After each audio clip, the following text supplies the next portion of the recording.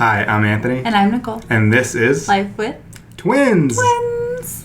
Welcome back, everybody. It is so great to have you again in our home. Welcome. I'm humbled by your guys' presence. You're humble. Guys, it's been a while since we have been able to shoot an episode. I guess the thing that happened we did not expect is... I expected. Well, children are time-consuming. And I knew that. I did not realize that was going to be the case. Anthony, twins, they'll be easy, they'll be fine. Everybody says kids sleep all the time. Babies sleep all the time. So I thought we were going to have all the time in the world. I mean, they did for the first, week or two, Yeah. And then... After that, it ended. Yeah. So no more sleep. What we used to do is we kind of used to give you guys a trial or a day in the life of what it was like going through in vitro fertilization, trying to get pregnant, and then finally we kind of led up through the pregnancy, the morning sickness until you finally gave birth. And since then, we have not had the ability to shoot as many episodes as we have liked. So what we're going to do, instead of going back 5 months and giving you a play-by-play of everything that has happened in our lives, we're going to kind of give you guys some of the highlights, and then any of our upcoming episodes that we do have the time to shoot, we will just kind of give you guys an update about what's been going on and what it's like raising twins. Yes. Yes. So what's going on in the first 5 months that you did not expect that you think is important to tell people who have just had kids so they can learn? I think specifically towards twins, the most important thing is, and everybody with twins will probably tell you this, is to get them on the same schedule. Fortunately and unfortunately for us, our twins were in the hospital for a little over a week.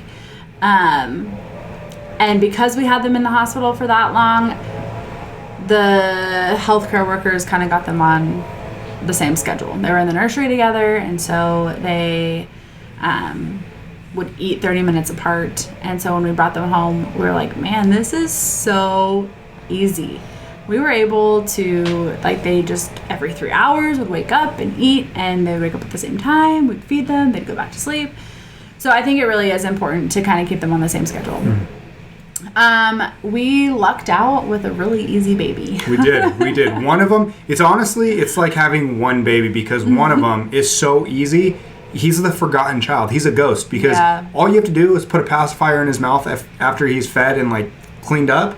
Put a pacifier in his mouth and let him do his thing. He will put him, he's getting a little bit more needy right now. I think it's just a phase, but before he would, you'd give him that passy, and sometimes he didn't even need a passy, and you would just turn, look, and he's asleep. Our other child, on the other hand, is just a tad bit more needy. He's literally like having two babies. He is so the work of hard. You needed to have two parents in order to deal with him, because there are times where you feel like the worst parent in the world because you get so angry at this little baby, and I'm not going to say I yelled at the baby, and I'm not going to tell you. I'm not going to say that I told my baby to shut up, which is an infant, because I don't want CPS to come for me. But I'm just saying, I might have thought it. I might have, dreamed about it. Maybe. But I'm not going to admit to anything, okay? God. He was tough. He's gotten better. Gosh. He has gotten so much better. So, in his defense, he was a very spit-uppy baby. He had really bad reflux. We tried lots of different things. It didn't seem to help. Everybody says that they'll grow out of it. He has. He still spits up, but it's not nearly to the point where he was spitting up before. He's still fussy, but it's not nearly to the extent that he was fussy before. He literally spit up on me today while I was burping him. He threw up all over the table, and then he has his hand, and he hits it, like he runs it across the table. And I'm laughing because he's so cute, because the face he gives you afterwards, he's just like, what did I do? And I'm laughing, and when I have my mouth open, he put his hand in my mouth that he had just thrown. It was the most disgusting thing I've maybe ever experienced. However, the nose Frida is even worse. Oh my gosh, but that thing is a lifesaver. I would definitely recommend it to any parent, because... Explain what it is for anybody who's out there that has no idea. Your child has boogers, and they are unable to get it out themselves. And you can use those little bulb suction thingies, but they don't really get that far back. And so the nose Frida is this tube that you put in your baby's nostril, And on the other end, there is a filter. On the other end, you suck as hard as you can, and boogers come out into the tube. They do not make it into your mouth, despite what Anthony thinks. I don't think that. But like He mentally. gags every time. Like one time it was like 4:00 in the morning, and Maverick woke up and he was like Mr. Piggy, couldn't breathe. Yeah. And I had to work the next day. Yep. And I had already gotten up with him at 2 in the morning for the same thing. And so I elbowed Anthony. I was like, you know what? I know you have to work too, but I have to work in like an hour, and you can go in like 3. So I elbowed him, and I was like, can you please just suction his boogers out? And I gotta give the man props. He did try. But he literally was like, and meanwhile, Maverick is still there like, I can't breathe, Dad. And I'm just like, are you serious? Your child cannot breathe. Please do something about it. I tried. I kept trying. Okay, so then she ends up, of course, like coming to save the day, and she's like, I got this. Sucks out all his boogers, and he can breathe, and he's happy, and he's like, I can live. Okay, so then yesterday, I had the kids by myself. Listen, I've come a long way. I was trying to feed them, but Mav again was so stuffed up, he could not breathe, and I was like, oh, it's my moment to shine. It's my moment to shine. Now I'm trying to feed one of them, and I'm trying to get the booger sucker out of the other one. Impossible. You can't do it, and I just could not deal with one of them screaming. I was like, all I needed to do was eat. So I called the neighbor. The neighbor girl comes over, gives me a hand. Thank you, neighbor. Thank you, neighbor. She is taking care of Hayden. And then I'm like, all right, I got this. And she has no idea what's happening. I go and I get this long tube with the booger sucker. And I put it there and I'm like, okay, don't think about it. And before I even did anything, I was all, couldn't handle it. Don't think about it as you're thinking about it. As I'm thinking about it. But then I was like, no, I am here. There's an audience. I have to step up. I have to shine. So the kid is screaming. He can't breathe. He's dying. I stick it in his nose and like, I suck as hard as I can, and it's literally making me sick right now just thinking about it. But it starts coming out, and then I start gagging as it's happening, but I don't stop. I keep going back for more. I'm literally getting sick just still thinking about it. Anyways, I handled business. My son was able to breathe. I got the boogers out. And you did? Because I'm pretty sure you told me she did. No, that was me. I did it. No. Bro, you think I'm going to have the neighbor suck our kids' boogers out? Pretty sure that's what you told me over the phone. No, I did it. In front of the world, internet, I did it. You can ask her. Daddy to the rescue. I did. So the most recent update that we have going on right now is our little buddy has a helmet. Now, I thought that helmets were just made for babies who have like mental issues. I thought that's why kids had helmets. I was mistaken.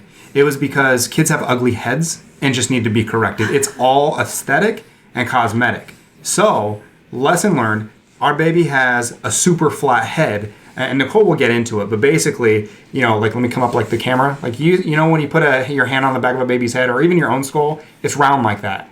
Our baby's was not. It went from neck to the top of his head. It was that flat. It was nuts.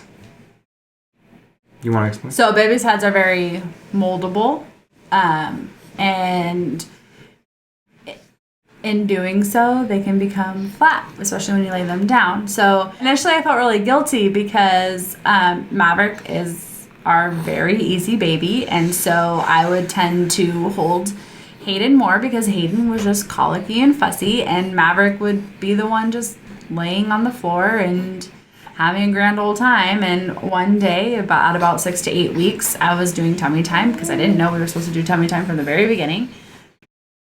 I told the pediatrician, I was like, look, his head is still really bad, and I've done a lot of tummy time that he can handle. And she was like, okay, we will send you over to Cranial Technologies. So at about 3 months, we sent him over to Cranial Technologies, and his head was in the moderate to severe range. But because he was born 4 weeks early, they were like, well, since he's 3 months or 2 months adjusted, then we just have to wait and see and try more tummy time and do exercises, and everything will be fine. Well, I did all those things, and his head still looked really bad. So we went in a month later. So there were 4 months, 3 months adjusted, and he his head was so messed up. It didn't get any better. So we ended up getting him a helmet. And now he's got a little helmet on. And he looks super adorable. And it doesn't bother him. But I feel like a lot of people are just not educated on what the helmets are. And so, unfortunately, people do make comments about what happened to our baby's head. Oh, yeah. I'm not offended because I literally was the same way. I was like, oh, what's wrong with babies? Now you just figure out, oh, they just look funny. And so afterwards, we're going to put him... We're going to have a nice round head. Yeah, we're going to put him in Baby Gap commercials. We're going to model him. We are going to try and profit off of our kids. You could be in Baby Gap commercials now, buddy. Yeah. So now we go every week to adjust his helmet. That's right. That's right. So he has to wear it 23 hours of the day. For 6 to 9 weeks, and then this beautiful noggin will be perfect. So nice and round. Nice and round like a little watermelon. All right, guys. Well, this is Life with Twins. That's our cue. Go. That's our cue. Make sure to like, share, comment, subscribe to the channel. That's all we want. All right, guys. Love you. See you next time. Bye.